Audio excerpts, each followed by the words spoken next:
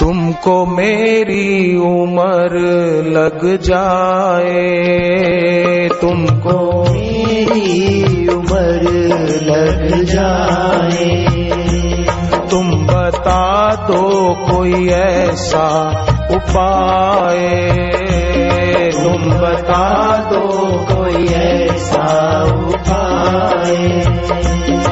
दीर्घायु हो तुम, चिरायु हो तुम, दीर्घायु हो तुम, चिरायु हो तुम। तेरी सेवा और दर्शन हम पाते रहे, हम पाते रहे। गुरुदेवा, गुरुदेवा,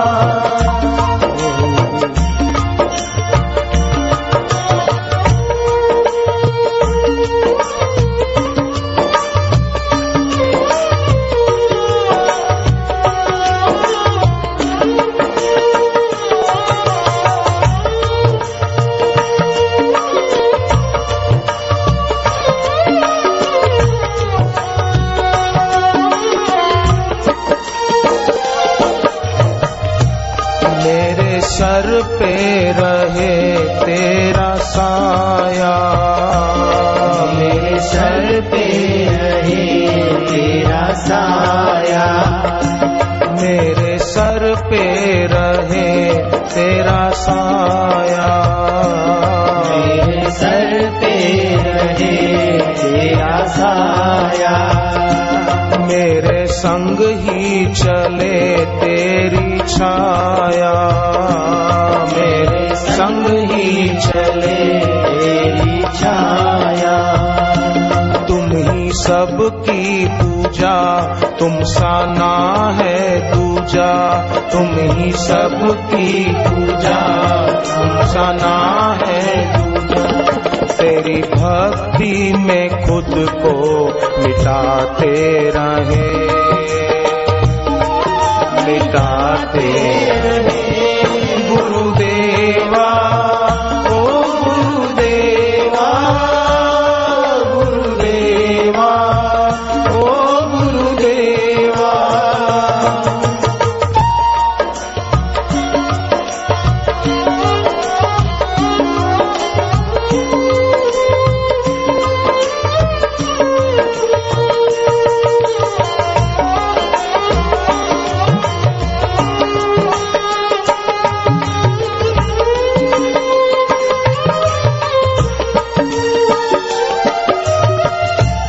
तेरा साथ कभी ना ये छूटे, तेरा साथ कभी ना ये छूटे, तुमसे बंधन कभी ना ये टूटे, तुमसे बंधन कभी ना ये छूटे।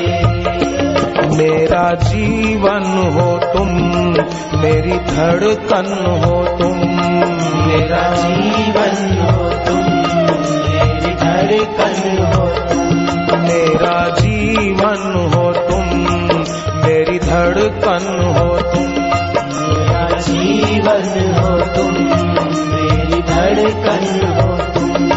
अपनी प्रीति को तुझ में बढ़ाते रहे, बढ़ाते रहे। गुरुदेवा, ओ गुरुदेवा, गुरुदेवा, ओ गुरुदेवा, गुरुदेवा, ओ गुरुदेवा, गुरुदेवा, ओ गुरुदेवा।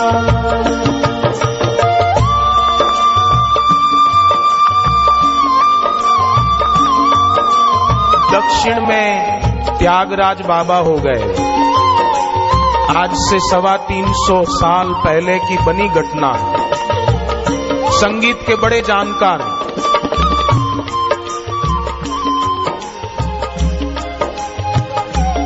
कई शिष्य थे उनके।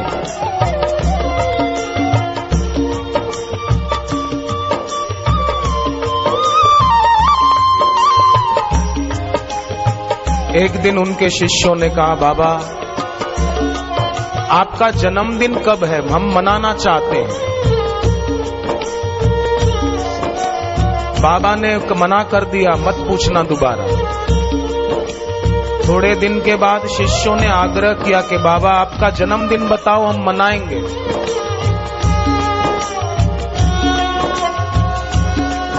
भक्तों का आग्रह देखकर बाबा ने बता दिया, त्यागराज बाबा, दक्षिण भारत।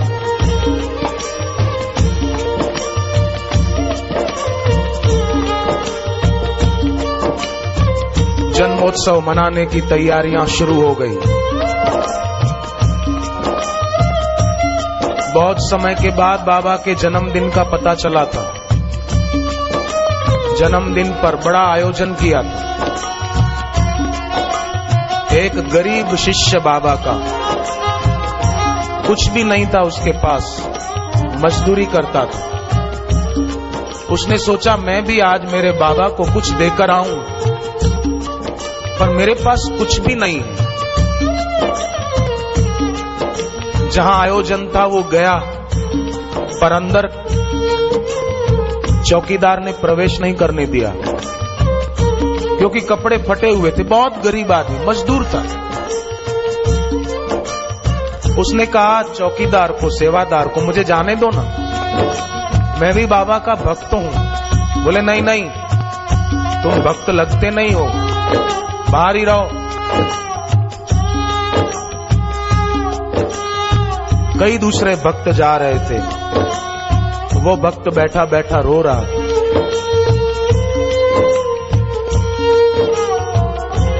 अपने गुरुदेव के दर्शन को तरस रहा था।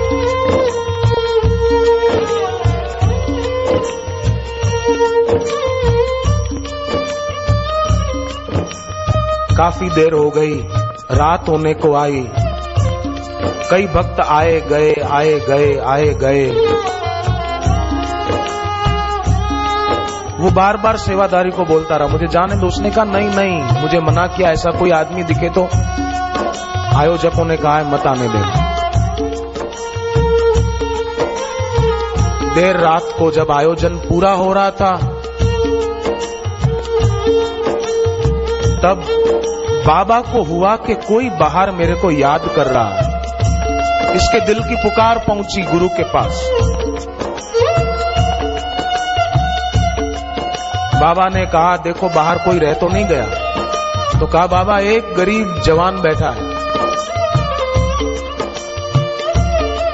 बाबा ने कहा बुलाओ। वो आया अंदर, दंडवत प्रणाम किया और उसके दिल से मानो यही निकल रहा था,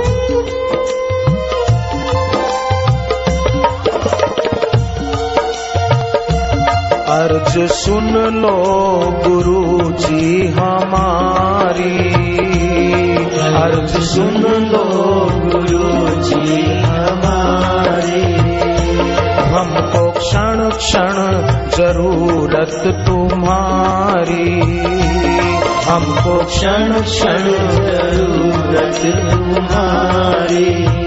हे गुरुदेव हमको हर क्षण आपकी जरूरत है। बाबा त्यागराज ने कहा बोल बेटे क्या चाहते हो? बोले मैं आपको कुछ देना चाहता हूँ। बाबा ने कहा मुझे कुछ नहीं चाहिए बेटे, तेरा भला हो बस बहुत है। बोले नहीं गुरुजी, मैं आपको कुछ देना चाहता हूँ, आप हाँ कहो, मैं जो दूंगा आप स्वीकार करेंगे। बाबा ने देखा कि गरीब आदमी लग रहा है, कपड़े फटे पहने, ये क्या देगा मेरे को?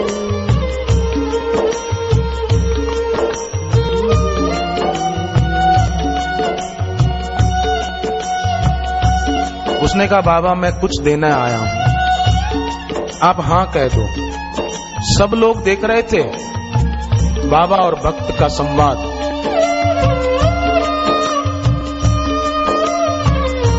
बाबा को भी आश्चर्य लगा कि ये क्या देगा। उसने अपने हाथ जोड़े, बाबा को प्रणाम किया और कहा बाबा मैं आज आपके जन्मदिन पर आपको कुछ देने आया हूं। सब सोच रहे थे इसके पास कोई थैला नहीं है, जेब फटी हुई है, आखिर ये क्या देना चाहता है? उसने कहा, बाबा मैं आज आपको अपनी आयु देना चाहता हूं।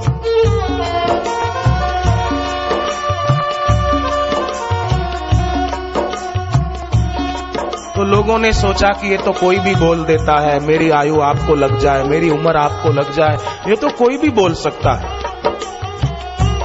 कुछ लोगों ने तो टोक भी दिया कि ये तो कोई भी बोल दे कि मैं आपको अपनी उम्र देना चाहता हूं। टोक दिया उसको। बाबा ने कहा, नहीं, किसी की भावनाओं को तोड़ो मत।